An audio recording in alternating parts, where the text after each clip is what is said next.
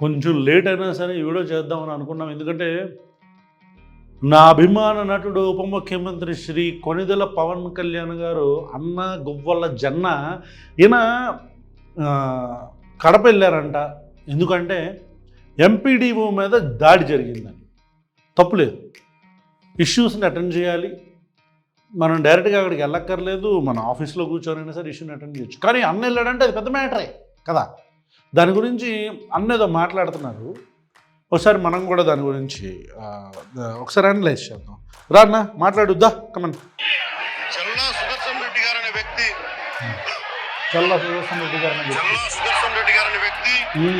ఈరోజు జవహర్ బాబు గారి మీద దాడి చేయడం కాదు, ఇతనికి దాడి చేయడం అనేది ఇతనికి దాడి చేయడం అనేది కొత్త కాదు. చల్లా సుదర్శన్ రెడ్డి గారు గతంలో కూడా ఆయన ఇదే ఎంపీడీఓలో ప్రతాప్ గారి మీద దాడి చేశారు, శేఖర్ నాయక్ గారి మీద దాడి చేశారు, శ్రీనివాస రెడ్డి గారి మీద దాడి చేశారు. తప్పది, ఇది వీళ్ళు రాజ్యాలు అనుకుంటా ఉన్నారు. ఇష్టానికి మేము చేసుకోవచ్చు. జవహర్ బాబు గారు కూడా చెప్పింది ఏంటంటే భూతాళాలు అడిగారు, మీ అమ్మగారికి ఇస్తాం, అది ఆవిడ మండల పరిషత్తు ఆవిడకి పదవి ఉంది కాబట్టి పిల్లలకి ఇవ్వమంటే ఎందుకు ఇవ్వం అని చెప్పాడు. మనుషులు దాడి చేసి అమానుషంగా కొట్టారు.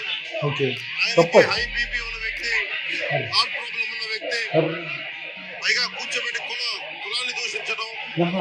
దీనికి వీళ్ళ అహంకారానికి కులం ఏం లేదా. ఎవరైనా సరే శ్రీనివాస రెడ్డి గారు కావచ్చు, శేఖర్ నాయక్ గారు కావచ్చు, ప్రతాప్ గారు కావచ్చు, జవహర్ గారు కావచ్చు, ఎవరి మీదైనా సరే వాళ్ళకి ఆధిపత్యానికి అడ్డుకుంటే మటుకు వీళ్ళకి ఇదే. నేను వీళ్ళందరికీ ఇదే చుట్టే చెప్తున్నాను మీకు. ఈ గత ప్రభుత్వంలా కాదు, ఇష్టారాజ్యంగా చేస్తాం మేము కూర్చునే వ్యక్తులం కాదు. మేము సాక్షాత్తు నేనే ముఖ్యమంత్రిగా ఉండి నేను తప్పు చేసిన శిక్ష పడాలి అని చెప్పి అసెంబ్లీలో చెప్పిన వాళ్ళు. ఇంత పెద్ద మనసు, ఉప ముఖ్యమంత్రి లాంటి నేనే తప్పు చేసినా శిక్ష పడాలని అసెంబ్లీ చెప్పిన వ్యక్తి అన్న. హ్యాట్స్ ఆఫ్ అన్న, హ్యాట్స్ ఆఫ్. చెప్పన్నా కంటిన్యూ చేయి. అలాంటిది మీరు ఇష్టారాజ్యంగా కూర్చొని అధికార విధులు నిర్వహిస్తున్న వాళ్ళ మీద దాడి చేస్తే ఏ మాత్రం ఉపేక్షించకూడదు. తప్పు. గారికి చెప్పాం, కలెక్టర్ దృష్టికి తీసుకొచ్చాం. కలెక్టర్ గారు కూడా ఇదే చెప్పారు. ఏమని చెప్పారు? కొట్టగానే వెంటనే ఆయన విజయవాడలో ఉంటే ఆయన దృష్టికి తీసుకొస్తే వెంటనే ఎస్ఐని కానిస్టేబుల్స్ ని పంపించిన సమస్య సాగల. అదనం బలగాలతో సేతో వెళ్తే తప్ప పరిస్థితి కంట్రోల్లోకి రాలా. ఎలా కొట్టారంటే లోపల గడిపెట్టి మరి ఎవరిని రానివ్వకుండా గడిపెట్టి మరి ఆయన అమానుషంగా దాడి చేశారు. ఎలా వస్తావు ఇక్కడికి? ఎవరు వీళ్ళు చెప్పిన మాటలు కొత్తలు కావాలి వీళ్ళకి.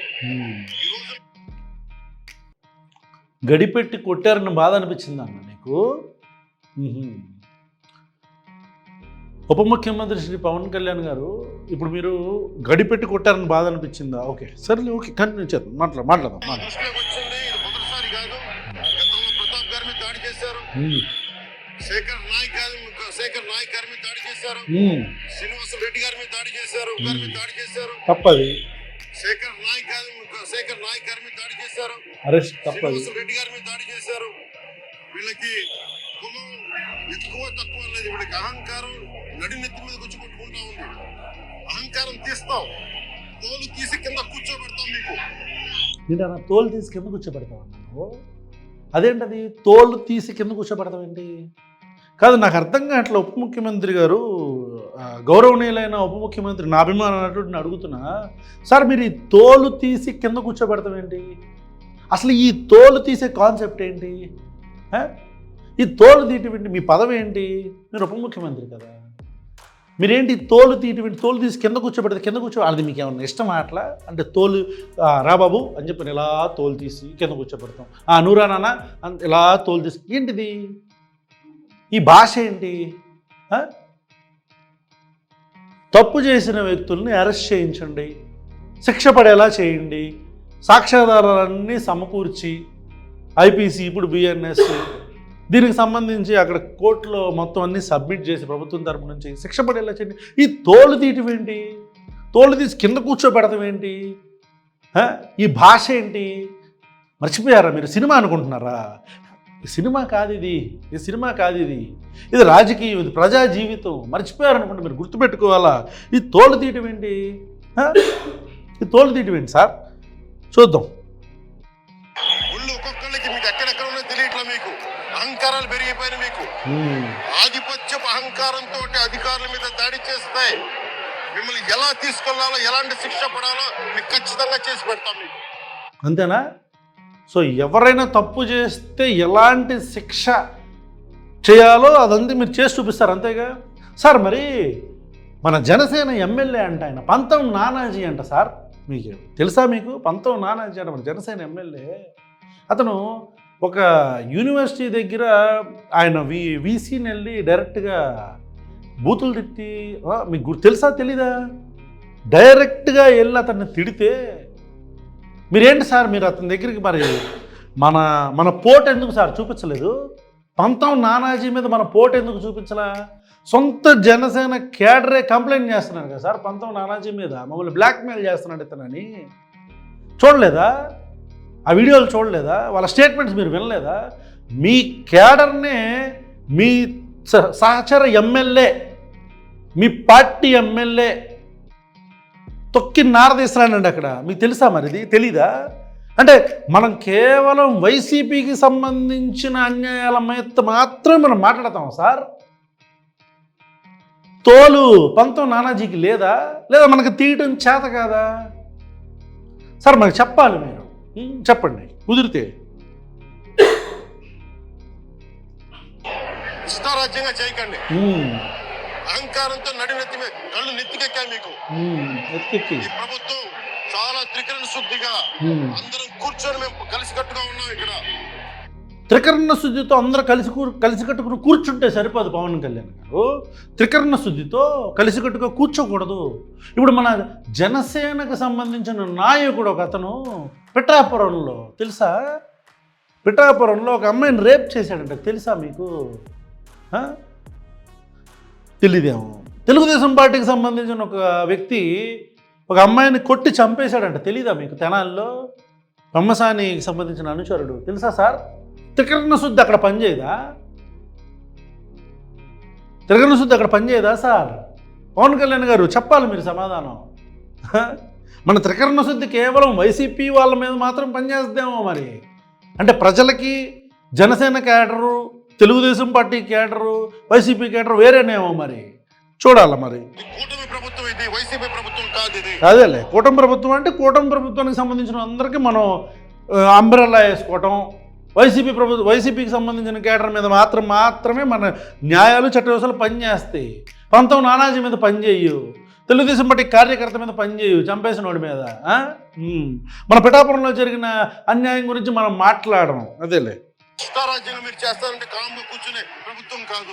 కూర్చోవద్దు. ఎలా కూర్చుంటాం? మీకు ఎలా చేస్తే, ఎలా నియంత్రిస్తే మీకు కిందకు వస్తారు మేము చేస్తాం. మీరు గాల్లో విహరిస్తా ఉన్నారు. 11 సీట్లు వచ్చి ఇంకా గాల్లో విహరిస్తున్నారు. అప్పట్లో ఎవడో 0 సీట్లు వస్తేనే, 1 సీటు వస్తేనే గాల్లో విహరించాడంటలేండి సార్. మరి ఈ 11 సీట్లు వెళ్దాముంది మాకు బాగా తెలుసు, చేసి చూపిస్తాం. ఇదే కాదు, ఈ సందర్భంగా ఏ నాయకులకైనా సరే అధికారుల మీద దాడి చేసినా, అధికారులు విధులు నిర్వహిస్తుంటే అడ్డుకున్నా చాలా కఠినమైన చర్యలు ఉంటాయి. పంతం నానాజీ మీద ఎలాంటి కఠినమైన చర్యలు ఉన్నాయో మీరు చెప్పాలా. పవన్ కళ్యాణ్ గారు పంతం నానాజీ మీద ఎలాంటి కఠినమైన చర్యలు ఉన్నాయో, ఒక ప్రభుత్వాధికారి మీద ఇది మీరు ప్రేమ కారుస్తూ వల్ల వేస్తున్న మాటలు ఏదైతే ఉన్నాయో, దళితుడు అని చెప్పే వ్యక్తుల మీద, అతను కూడా దళితుడే అంట. ఏంటిది? పంతం నానాజీ మీద ఎలాంటి యాక్షన్ ఉందో మీరు చెప్పగలగాల. చెప్పండి. ఈరోజు నేను వచ్చి ఇక్కడ ఎందుకు వచ్చాను జవహర్ బాబు గారి దగ్గరికి అంటే, ఎందుకంటే వైసీపీ వాళ్ళు కాబట్టి, కులానికి సంబంధించిన వ్యక్తులు, వీటి గురించి అని కాదు, ఎవరైనా సరే ఇర్రెస్పెక్ట్ ఆఫ్ కాస్ట్ ఆధిపత్య ధోరణితోటి గనక దాడి చేసి విధుల నిర్వహణకు అడ్డం వస్తే ఇది ఉపేక్షించే ప్రభుత్వం కాదు. మరి పంతం నానాజీ అంటే ఎక్సెప్షనే ఇది మనకి? పంతం నానాజీ ఎక్సెప్షనా మనకి? స్పష్టంగా చెప్పాం. వారికి ఎలాంటి, ఎవరైతే తప్పించుకొని తిరిగారు 9 మంది, వారిని కూడా పట్టుకోమని చెప్పాం. వారికి తగిన విధంగా కౌన్సిలింగ్ చేయాలి, అలాగే కఠినమైన శిక్షలు పడాలి. మీరు లాయర్లు అయ్యిండొచ్చు గతంలో, మీ చట్టాలు కానీ మీ గతంలో మీ అధికారాలు కానీ ఏవి మిమ్మల్ని రక్షించలేదు, మీరు గుర్తుపెట్టుకోండి. అలాగే ఈ విషయంలో ప్రజలకు కూడా చెప్తా ఉన్నాను, యువతకు కూడా చెప్తున్నాను, ప్రత్యేకించి రాయలసీమ యువతకు కూడా చెప్తున్నాను, మహిళలకు కూడా చెప్తున్నాను, దయచేసి భయపడకండి. ఈరోజు జవహర్ బాబు గారి భార్య భయపడతా ఉన్నారు. మీరు మాట్లాడితే కూర్చొని నాయకుడు కూడా మీరు కూర్చొని ముందు ఇవి కరెక్ట్ చేయండి, ఇలాంటివి కరెక్ట్ చేయండి, మీ పార్టీ వర్గాలు మీరు నియంత్రించుకోండి. మనం నియంత్రించాం, మనం మాత్రం మన పార్టీ వాళ్ళని నియంత్రించాం. మనల్ని ప్రశ్నిస్తున్న వాళ్ళందరి మీద పోస్టులు పెట్టి బూతులు పెట్టుకుంటూ తల్లిలను పిల్లలను తిట్టుకుంటా ఉంటే మనం నియంత్రించాం. మన ఎమ్మెల్యేలు ప్రజల మీద దాడులు చేస్తుంటే మనం నియంత్రించాం. మనం మాత్రం సుతపోసం మాటలు మాడతాం. సీట్లు వచ్చినా ఇంకా మీరు దాడులు చేస్తా ఉంటే మటుకు ఉపేక్షించే ప్రభుత్వం కాదు ఇది. అదే అలాగే ముఖ్యంగా రాయలసీమ యువతకు చెప్తున్నాను, ఇలాంటి తప్పులు జరిగినప్పుడు ఆధిపత్య అహంకారంతో దాడులు చేస్తున్నప్పుడు నిజంగా మీరు ఎదుర్కోండి, మేము అండగా ఉన్నాం మీకు. రాయలసీమ యువతకు మాత్రమే చెప్తారా మీరు? గోదావరి జిల్లాల యువతకు చెప్పరా సార్ మీరు? గోదావరి జిల్లాల యువతలో కూడా పంతం నానాజీ చుట్టుపక్కల ప్రాంతాల్లో అందరూ ఇట్లా చేస్తున్నారంటే చెప్పరా మీరు? కేవలం రాయలసీమ యువత మాత్రమే మీ కంటికి కనపడుతుందా? రాయలసీమ యువత మాత్రమే స్పందించాలా? ఓకేలేండి సార్, స్పందిస్తారు. నాయకులకు కూడా భయపడకుండా మీరు ఎదుర్కోండి, నిలువరించండి, వీళ్ళని నిలువరిస్తారు. భయపడకండి, మీరు భయపడే భయపడండి. ఈ రోజున ఒక ఎస్సీ అధికారి జవహర్ బాబు గారి మీద దాడి చేసి పొలం పేరుతో దూషించారు. మరి ఎంత అన్ని రకాలు నువ్వు ఎలా తిరుగుతావో చెప్పి దూషించారు. నువ్వు వెళ్ళి రిటైర్ నిన్ను చంపేస్తామని చెప్పి బెదిరిస్తా ఉన్నారు. ఇవన్నీ సాక్కూడదంటే కేవలం ఇది పోలీసు ప్రభుత్వాలే కాదు, దీని ప్రజలు కూడా దీనికి స్పందించాలి.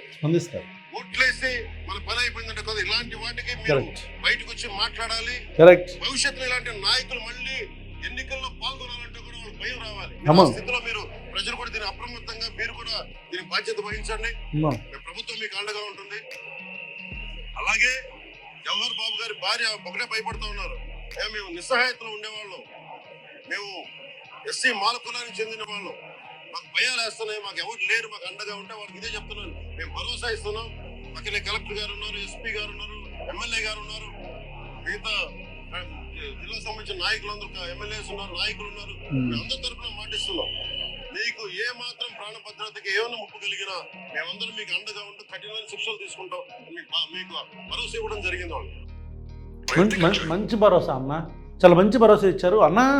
ఇప్పుడు మీరు కడప దాకా వెళ్ళారు కదన్నా, మీరు ఓ పని చేయండి అన్న. మీరు అంటే నా అభిమానం ఏంటంటే ఉప ముఖ్యమంత్రి శ్రీ పవన్ కళ్యాణ్ గారికి చెప్తున్నా అన్న, మీరు కడప దాకా వెళ్ళారు కదా, అట్లాగే కొంచెం రైట్కి ఇట్లా కొంచెం రైట్కు 200 కిలోమీటర్లు వెళ్తే కర్నూలు అనే ప్రాంతం వస్తుందన్న. అక్కడ మీరు గత 5-6 సంవత్సరాలుగా మన రాజకీయ ఉపన్యాసాల్లో వాడుకున్న పేరు ఒకటి ఉందన్న, సుగాలి ప్రీతి అని. కొంచెం మీరు ఏదో క్యాంప్ ఆఫీస్ అక్కడే పెట్టుకుంటామని కడపలో చెప్పారంట మన కూలీల ముందు. కొంచెం ఈ క్యాంప్ ఆఫీస్ని కొంచెం అలా తీసుకెళ్ళి 200 కిలోమీటర్ల అవతల పెట్టండి అన్న. మీరు కర్నూలులో పెట్టండి అన్న. కర్నూలులో పెట్టి ఆ కేసు క్లియర్ అయిపోయేదాకా అక్కడ పెట్టండి అన్న క్యాంప్ ఆఫీస్. మీరు పెట్టే ధైర్యం లేదా అన్న? మన ఫస్ట్ ప్రభుత్వం రాగానే సుగాలి ప్రీతి కేసుని డీల్ చేస్తూ ఉన్నారు కన్నా. కాబట్టి కుదిరితే కొంచెం ఈ క్యాంప్ ఆఫీస్ని ఒక 200 కిలోమీటర్లు అటు పెట్టండి అన్న. పెడతారా అన్న? పోనీ అక్కడ కూడా కుదరకపోతే అన్న ఇంకొంచెం వెనక్కి ఇట్లా తీసుకొస్తే అన్న మచ్చుమర్రి అన్న ఒక ప్రాంతం ఉందన్న. మచ్చుమర్రి అన్న, ఆ మచ్చుమర్రిలో అంటన్నా ఓ పాపని చంపేసి కాలువలో పడేసి ఎప్పటికీ శవం తేలలేదంటన్న. ఆ శవం గురించి కొంచెం మన క్యాంప్ ఆఫీస్ని ఇక్కడ పెట్టి కొంచెం దాని గురించి కూడా మాట్లాడండి అన్న. ఏమన్నా అన్న, మీరు దయచేసి, నేను మీ అభిమానిని కాబట్టి కొంచెం నాకు మాటలు మీరు కన్సిడర్ చేస్తారని అనుకుంటున్నా. ఏమంటారు? కొంచెం ఆ మచ్చుమర్రి సైడు అక్కడ కూడా కుదరకపోతే అన్న, మనకి అచ్చొచ్చిన మన పిఠాపురం, మన కమ్యూనిటీ అంతా ఎక్కువ ఉన్న మన పిఠాపురంలోకైనా కొంచెం అలాగే క్యాంప్ ఆఫీస్ని గాల్లో లేపి పిఠాపురంలో కూర్చోబెట్టన్నా. అన్న, ఎవరైతే ఒక పాప మీద అఘాయిత్యం చేశారో అతను మన పార్టీ వ్యక్తి అంటన్నా, మన కూటమి పార్టీ వ్యక్తి అంటన్నా. కొంచెం అతని సంగతి చూడండి అన్న. పోనీ అది కూడా చేత కాలేదు అనుకోండి అన్న మీకు. మళ్ళీ అట్లాగే తీసుకొచ్చన్నా తెనాలికి తీసుకురండి అన్న. తెనాలికి తీసుకొచ్చి మన తెలుగుదేశం పార్టీ కార్యకర్త అంటన్నా, అతను ఆ అమ్మాయిని నెత్తి మీద మోది చంపేశాడంటన్నా. తెలియదన్న అది మనకి. అక్కడన్నా కొంచెం అక్కడన్నా పెట్టండి అన్న. ఇన్ని చోట్ల పెట్టచ్చు అన్న క్యాంప్ ఆఫీసు. అరే మీకు సజెస్ట్ చేస్తాను అన్న మీకు. సరేనా అన్న? కొంచెం ఇవన్నీ కూడా చూసి అప్పుడు ఒంటికాల మీద మనం వేరే వాళ్ళ మీదకి వెళ్దాం అన్న. ఓకేనా? ఉంటా అన్న, ఉంటా.